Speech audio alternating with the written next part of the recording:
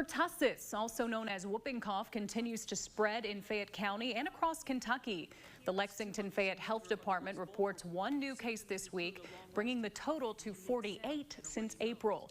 The highly contagious respiratory disease is spread by coughing and sneezing.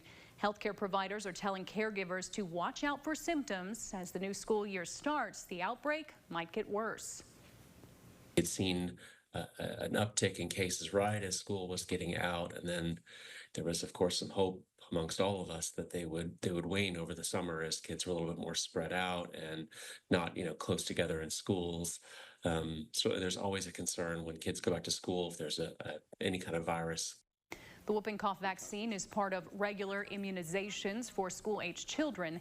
A booster is recommended for kids 11 and older. The health department encourages parents to schedule these shots ahead of the upcoming school year.